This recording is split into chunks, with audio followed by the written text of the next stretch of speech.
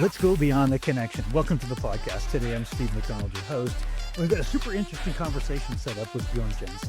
Bjørn, you are, I would call, an entrepreneur at heart. You've been running your company. You're the CEO and founder for the last 20 years or so. You started out even in high school. You were helping the local college professor, actually teaching a course. You've been IT director, manager. You've got network infrastructure in your DNA at this point, I would say. But what we're going to talk about today is a subject that doesn't get a lot of discussion or coverage in the industry because we're so focused on product and advances in technology and what it means and making that the major benefit statement of selling our businesses. But you focus so much on the service side as a key differentiator in your business. And I think that's a lost art. And I think it's not something that a lot of companies focus enough on. And so we're going to unpack that today. But before we do, I'd love to give you an opportunity to expand on the couple of things that I just said there about you before we get started. I think you pretty much said it all. I've been at this for quite some time. I found a niche industry that I really enjoy.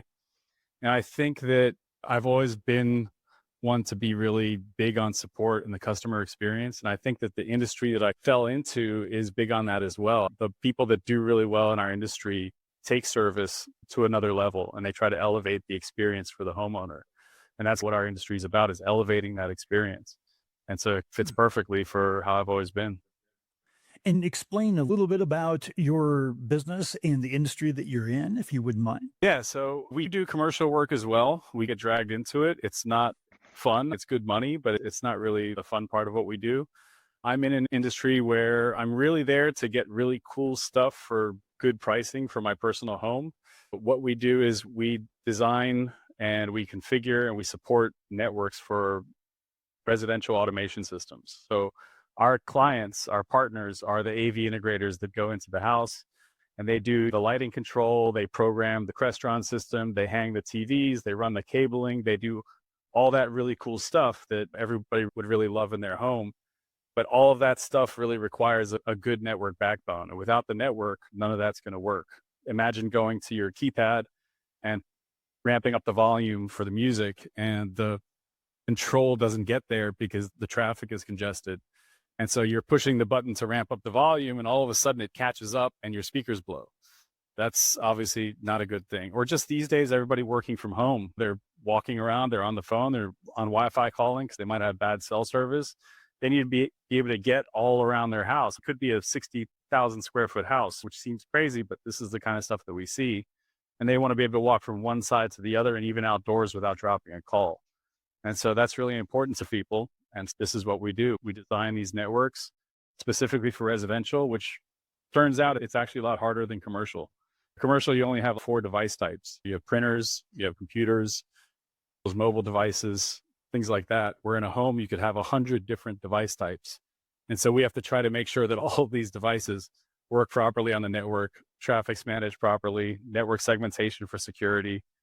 It's interesting, but it's a lot of fun. Oh, I can only imagine. And I've got to ask you, as out of real curiosity, we live these days, especially out of our homes, wirelessly. Other than plugging into the router, I don't know that there's like a cable that we even plug in. We are on our devices, whether it's our network-aware refrigerator or our laptop or our cell phone or our Alexa device, whatever it is, it's wireless these days. So I would love to just start out, because I'm curious, is your installation strategy, you talked about cabling and everything, but a big part of a network strategy is the failover, the resiliency of the network. How important is that just as the first line of strategic thought about putting in a network into these very high-end homes and the role of wireless within that? It's very important. I mean, it also depends on the end client and what their goals are, because you can do a lot of redundancy, a lot of failover, but it does drive up the cost. That makes a big difference on what their budget is and what they're looking for. You can think of a gamer that is a professional gamer that can't have any downtime. You're going to want to hardwire their box, first of all. I mean, hardwire is the way to go as much as you can. It just alleviates traffic on the Wi-Fi. I mean, AP's wireless is a half duplex medium. It's like a walkie-talkie. So only one device can talk at a time. You have to wait to talk. So the more devices you have on there, the more congestion there is. So you want to try to hardwire as much as possible. But redundancy for day traders, they can't have any downtime. If they're down for a minute, they could lose $1 million. So it has to be up and running. Or they're in the middle of an important sales call in front of 100 people and they can't be down. So that's incredibly important. And we'll get people that will get a redundant firewall, but a high availability unit. So if the firewall goes down, the other one comes in. You also obviously have redundant ISP links, staggered APs on different switches. So if one switch goes down, at least half the APs are up and there's enough cell coverage there to get them going. I mean, there's a number of things you can do. And you can imagine if somebody wants 5 gigs from their Comcast connection, 5 gigs down on the internet, and they want security services, that's slowing the unit down. So you need to have a more robust firewall. It could be $40,000 with security services, with the kind of firewall that can push 5 gigs through just for that one firewall and the services. Then they need a HA unit. So now you need 2, and that's in a house. So it can be outrageous. I don't know who needs 5 gigs down on their home, but people love to play everybody's favorite video game, which is speedtest.net. And they pull out the phone, they push it, and they show their neighbors and their friends, look what I got. And that's why they need it. I've had conversations on this podcast where, like, even at the enterprise level, 100 meg connection is pretty good for almost anything we need to do. But I do the same thing. I'm like, wow, oh, look at that. That's great. It just makes you feel good. There are some products out there like Kaleidoscape, which is probably the best movie server. This is like a pitch for them. They should give me some money, but I really do believe this. It's the best movie server that you can get in a home or anywhere, really. It downloads bit by bit exactly what the movie studios had for the movie. So if you buy a Blu-ray of a movie, it doesn't have as much information as you actually get on the Kaleidoscape, and it doesn't buffer. Downloads the full thing to the server. And about a year or 2 ago, they came out with an updated version that has 2.5 gig NICs on them. It used to be where it would take, if I was out with my kids having dinner, I would say, all right, guys, what movie do you want to watch tonight? We'd browse the library on my phone and we'd start the download so that by the time we get home, we can watch the movie. Because if you sit down with the popcorn and you want to watch it, then you're going to have to wait. Now you can download a movie with that high speed. You can download a movie in about 4 or 5 minutes. It's a lot better because you can start the download, go make the popcorn, go sit down and start the movie. So people do need faster connections now, but it depends how much you want to pay for that. Absolutely. All right. I want to digress there. Thank you. It was interesting. I want to talk about the idea of service as the ultimate network and differentiator. So you've been in business for a couple of decades doing this. In your words, why would you talk about the service component as the leading differentiator in what you do? I feel that's what's needed. These days, people are just pushing boxes and you don't really have that human aspect. And it's going to get worse with AI, where AI is going to replace it. And at some point, maybe the AI will be good enough. I know the other day I called Sub-Zero about my fridge and it was an AI service thing. And oddly enough, it actually did a better job than a human as far as gathering the information that I needed. But it still lost that human connection, but I'm sure it's going to get better there. But I think people are always going to want to know there's an actual human on the other end. Even if you do make mistakes, there's something different about it than connecting with a robot or connecting with something that doesn't really have feelings. And I think because there's so many people that are going the opposite direction, this is what makes us successful, is that people feel like we're actually a part of their team. They can reach out about any question, no matter what it is. Even if it's not our gear, we tell them like, look, we're an extension of your IT department. We work for you. I always joke that we're indentured servants to them because it is that way. They purchase our products and we don't really add anything for the support side. We just include all of those services in with everything that we sell. And we take that really seriously, that we are a literal extension of their IT department. So whatever they ask us to do, if it was something they were going to ask their own IT department, they can ask that of us. And we're just a phone call away, 24/7, 365, no hold times, no tiered. So it's always top tier, somebody that understands the system, is certified in the products, and understands their network. So that's interesting because that in every business, we look at our profit margins very carefully, and providing this level of high touch, no hold time, senior level people that I can talk to at any time. You're putting your money where your mouth is. It's not easy. And it took a lot of hard work to get here. Originally, when I started the company, we didn't really have the relationships with the manufacturers that we do now because it was just me. And I had to purchase stuff at regular partner price. So it's the same kind of model where I don't sell a support fee on top of it. I sold the product and that included the fee. So I would sell it at MSRP, and then the integrators would buy it at MSRP. They'd have to mark it up so they could make their margins to the homeowners. But that's when networking first started out in the AV world. So people didn't really know. You didn't have Amazon where you could just go and price shop, things like that. So we clawed our way up, did the volume we needed to get additional discounts, because margin does go lower and lower. We have a rep force of about 50 people throughout the country that are repping Sony, Samsung, Crestron, Lutron, those kinds of things. And then they also rep us. We're the network provider. And some of the margin goes to that. We're part of buying groups. Some of the margin goes to that. So there's all these things that kind of chip away at it, but we still want to maintain that service where you purchase the product at basically the same price you would if you were a direct partner with the manufacturer. And we include all of those services. I mean, next business day advance replacement, free shipping, limited lifetime warranty on all indoor gear, as much as we can to make them happy, make it easy to do business with us as well. Everything we look at, from our intake forms to billing to anything, we try to attack everything as we want to make it as easy as possible to do business with us and just make it a pleasure. And also the first thing that happens when someone calls for support, we don't say, hey, what's the serial number? Let me make sure that's under support before I help you. Because I've been in the field. I know what it's like.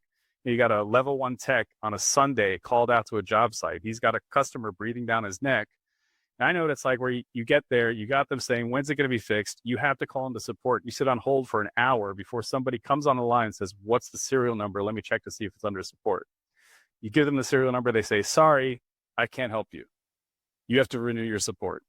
I mean, that guy can't call his manager and submit a PO to renew support. And that's going to have to be done later in the week. It's going to take time. In the meantime, the customer's frustrated, maybe pissed off. You feel like a failure because you can't fix the problem. Nobody's happy, and it just stinks. So what we do is we just help right away. What's the problem? What's the site name? We just get in and help. And then if we see that it's out of support, we'll reach out later in the week to the person that's in charge of renewals at the company, because the tech isn't. And we'll say, hey, you're out of support warranty here. Do you want to renew? And if they say no, we go, okay, no problem. We don't bill them.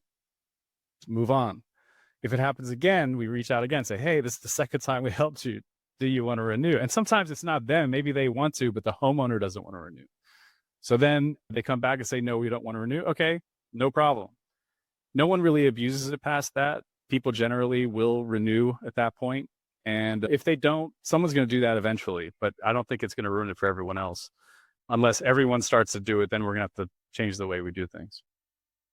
All of this, you have a large dependency on the products that you assemble for these solutions. And we talked about that. You said, I think something like it'd be really nice to have a deep level of trust in the product, because your service, that white glove service is what I would call it, is really dependent on the operation of the technology, the hardware that you're putting in. In terms of reliability on the product, how important is it? Is it gotten so much better in the industry? Is it the product with the technology and the advances? Has it gotten much more reliable? Is it the opposite? Like, where do you stand in that? I think it's gotten worse. Our configurations have gotten better. Our designs have gotten better. And the way we choose products, my job is to find products that don't require support. We're a support company, but the more we can find the right products, right designs, right configurations that don't require support, we can be like the Maytag repair guy. We just sit there and hang out and talk and think of our next move. But products, I think people are trying to do too much, and I think they're trying to outdo each other. One of the manufacturers we deal with, it was always known that it just worked. And it's a little frustrating that it's not quite like that anymore. And I can see they're just trying to do too much. I think some companies are actually doing a good job of doing too much, like taking on everything all at once, but I don't see how that's going to last for them. And I'm sure that there are areas where people get frustrated.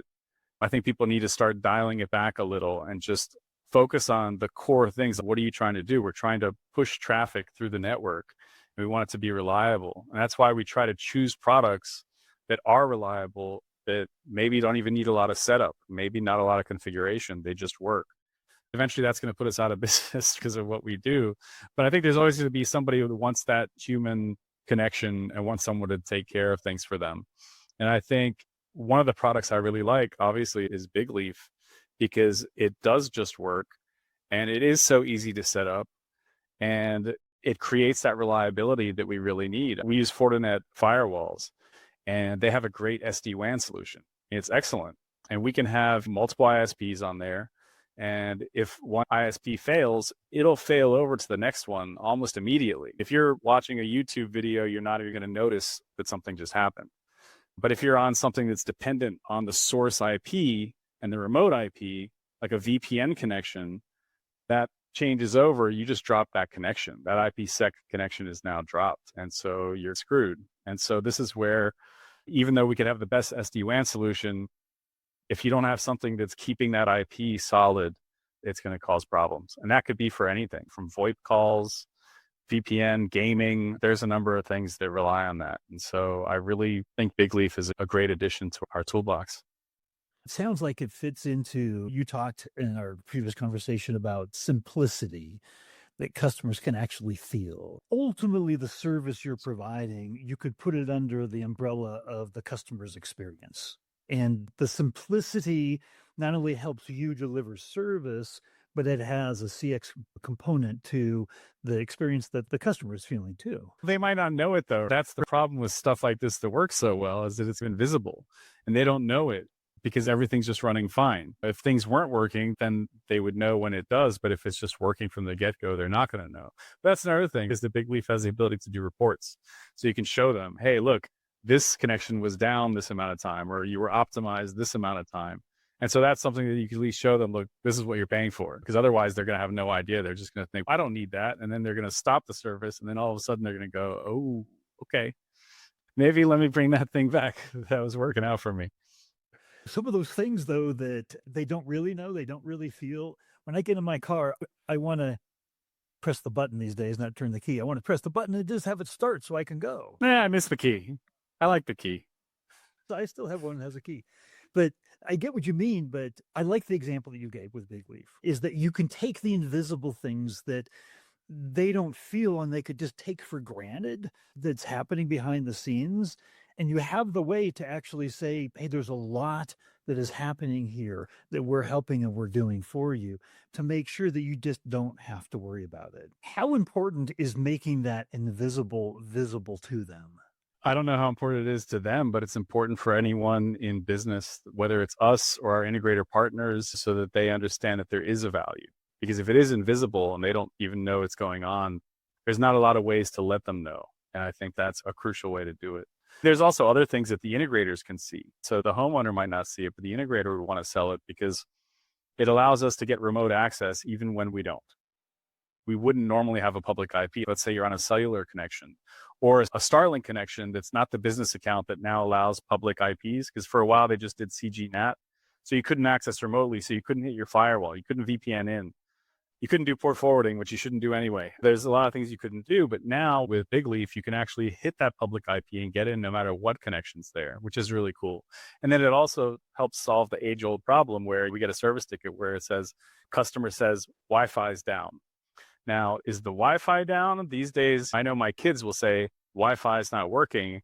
And I always get a little, hey, it's not the network, it's the ISP. Let's not blame the Wi-Fi. The Wi-Fi is working perfectly. Look at this. And I show them how to ping Google. I'm like, it's not the Wi-Fi, it's the ISP. Thing is, when you're working remotely and our integrator partners get a call from the homeowner and they say Wi-Fi is not working, we always have to go through this whole rigmarole of, okay, can they access the local camera system? Can they control their house? Can they try to figure out if it's a switch that's down, maybe Wi-Fi itself is not working, which we can actually look remotely with cloud systems, or is it just the ISP is down? And we can check with Bigleaf and see, oh no, it's the ISP down. That's exactly what's wrong. And we don't have to second guess or frustrate a homeowner by making them do things that they might not feel comfortable with. They're just frustrated. They're trying to do work.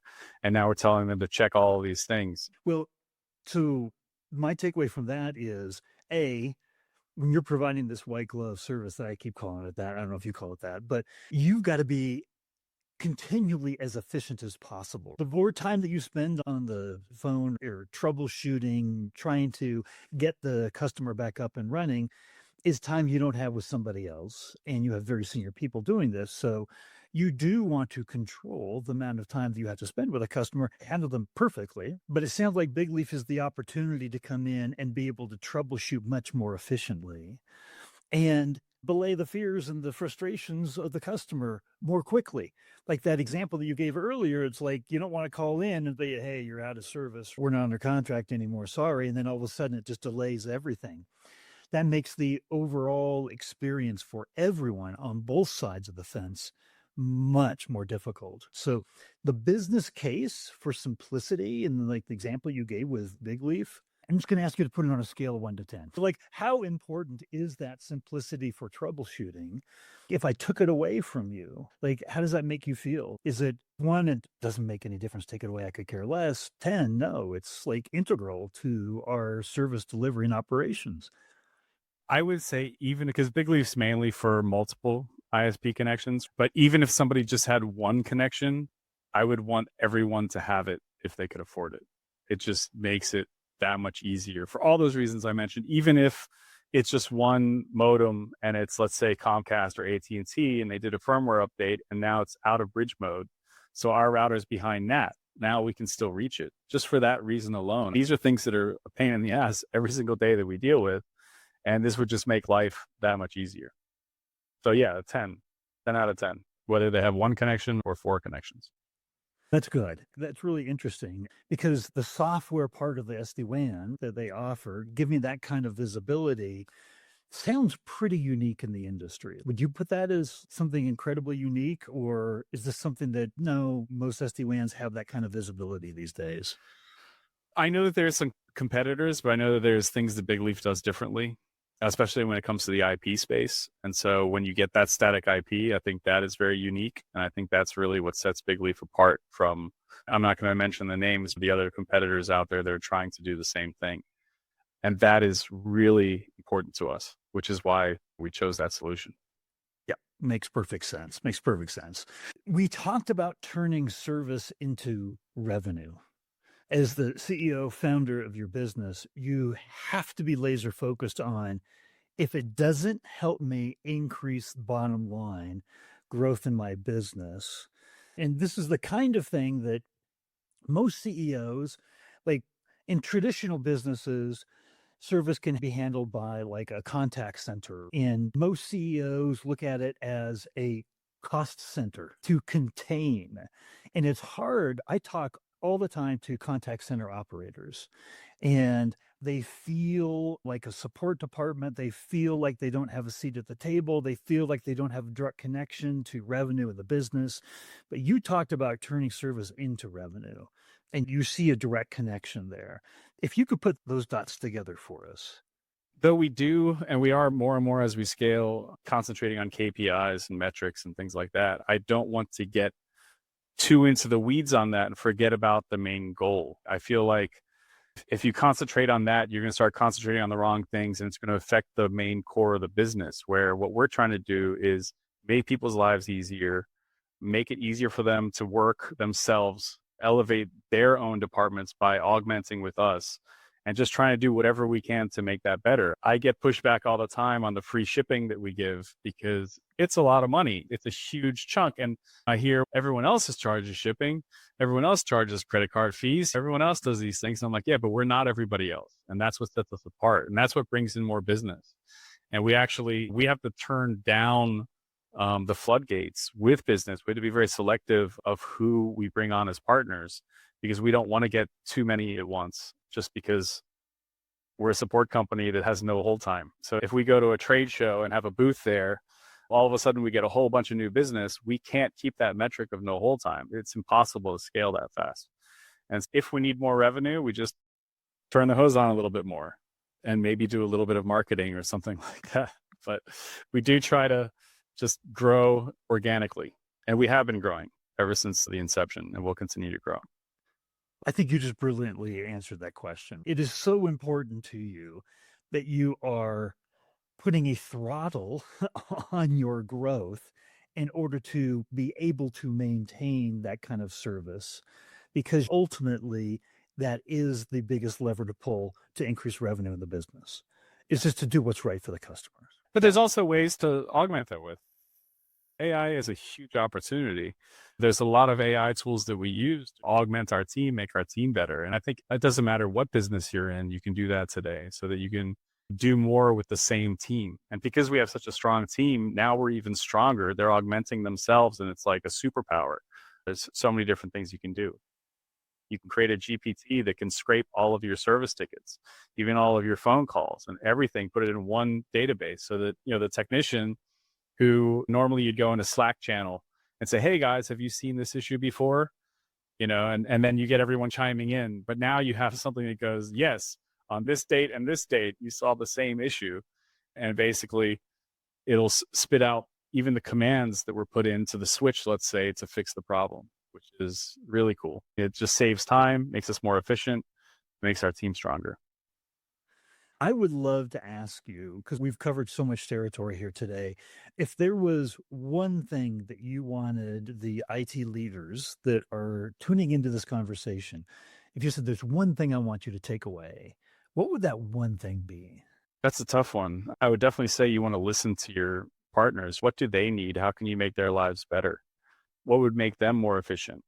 And just be that company that they can rely on to make sure that whatever it is that they come up with, you don't get rigid and say, we don't do that. Obviously, you have to say no sometimes because you don't want to fall short.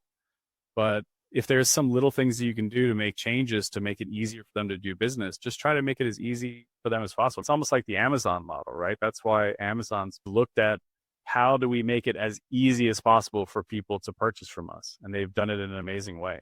I mean, I hate to compare it to that because it seems like the evil empire or something, but it works. And it's something that we strive for as well. I don't want to strive to be the Amazon model. I want to strive to be our own model, but it is the same thing. What presupposes that is a relationship with the partners that isn't transactional within the business, just the operating, but actually having conversations with them as well and having that dialogue about how we can do this better together. And make them feel important to you because they should be. I had somebody ask me the other day because there's an issue with a very large account of ours. And one of my guys said, hey, should we prioritize them in front of other people? And I said, no. He said, should we prioritize them because they're so important? And I said, no, everybody is important. I don't care if it's a one guy company. I was one guy. That one guy could be our best account one day, and everyone should feel important because they are. Every single one of them is how we pay our employees, is how our families get fed. It really doesn't matter the size. I got to say, I think there's going to be questions that come out of this. Is it okay if I give out a link to your LinkedIn profile that if people wanted to reach out and they had questions?